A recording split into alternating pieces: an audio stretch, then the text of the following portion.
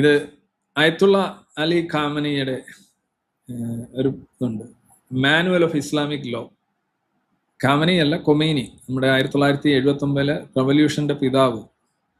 അതിനകത്ത് പുള്ളി ഭയങ്കര പുരോഗമനവാദിയാണ്, ഇവിടുത്തെ ഇസ്ലാമിക ഭരണകൂടം വളരെ സംഭവമാണ് എന്നൊക്കെ പറയുന്നൊരു വായിക്കേണ്ട ഒരു കാര്യമാണ്. ഇതിന്റെ ഒറിജിനൽ വെച്ചൊരു പോസ്റ്റാണിത്.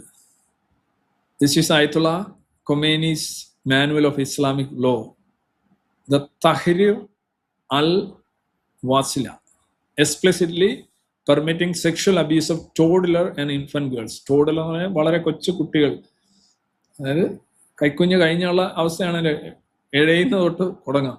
ടോഡ്ലേഴ്സ്, അതുപോലെ തന്നെ ഇൻഫന്റ് ഗേൾസ്, അവരോടൊക്കെ എന്തൊക്കെ ലൈംഗിക കർമ്മങ്ങൾ ചെയ്യാം എന്ന് വിവരിക്കുന്ന ഒരു പുസ്തകമാണ് അദ്ദേഹത്തിൻ്റെ ഈ പുസ്തകം.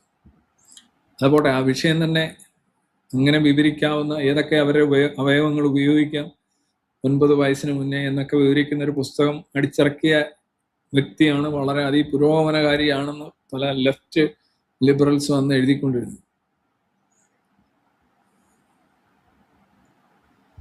Intercourse with a woman is not allowed unless she attains the age of 9 years, regardless of whether the marriage permanent or temporary. താൽക്കാലികം അല്ലെന്നുണ്ടെങ്കിൽ പെർമനന്റ് ആയിട്ടുള്ള മാരേജ് ആണോ അല്ലയോ എന്നുള്ളത് വിഷയമല്ല. 9 വയസ്സാകാതെ ഇന്റർകോഴ്സ് അനുവദിക്കില്ല. പുള്ളി ഭയങ്കര ലിബറലാണ്. There is, എന്നാലും, however, no objection in other sexual enjoyments like touching lasciviously.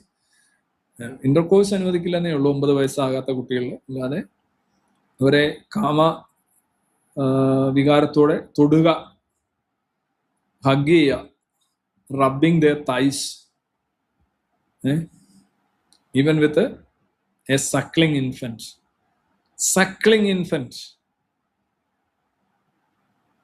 മുല കുടിച്ചുകൊണ്ടിരിക്കുന്ന ഒരു കുട്ടിയോട് കൂടി ഇതൊക്കെ കാണിക്കാന്ന് വെച്ചാൽ ഇന്റർകോഴ്സ് പാടില്ല.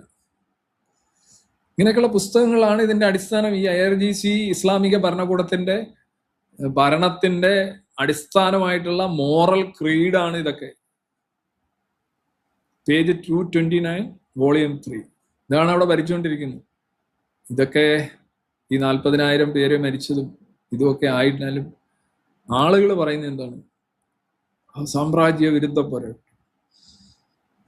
സാമ്രാജ്യ വിരുദ്ധ പോരാട്ടം എന്ന് പറഞ്ഞാൽ എളുപ്പമാണ്. എന്താണ് ഈ സാമ്രാജ്യ? ഉദാഹരണമായിട്ട് തെങ്ങ് കയറ്റക്കാരൻ എന്ന് പറഞ്ഞാൽ എന്താ അർത്ഥം? അയാൾ തറയിൽ നിന്നിട്ട് തെങ്ങ് കയറണം, എങ്ങനെങ്കിലും കയറണം. ഇന്നിപ്പോൾ ലാഡറൊക്കെ ഉണ്ട്, പക്ഷെ പണ്ട് അങ്ങനെയല്ല.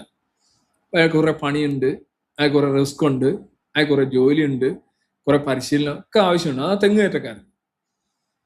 അങ്ങനെ ഓരോ ജോലിക്കും ഓരോരോ സ്കില്ലുകളും ഓരോരോ മാനസികവും ശാരീരികവുമായിട്ടുള്ള കഴിവുകളും ആവശ്യമാണ്. ഇതൊന്നും 10 പൈസയുടെ ആവശ്യമില്ലാത്ത ഒരു സാധനമാണ് ഈ സാമ്രാജ്യത്വ വിരുദ്ധ പോരാളി എന്ന് പറയുന്ന സാധനം.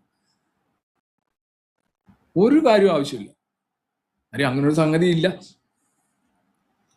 സാമ്രാജ്യ വിരുദ്ധ പോരാളി, അയാൾ സാമ്രാജ്യ വിരുദ്ധ പോരാളിയാണ് എന്ന് വെച്ചാൽ what you mean by that?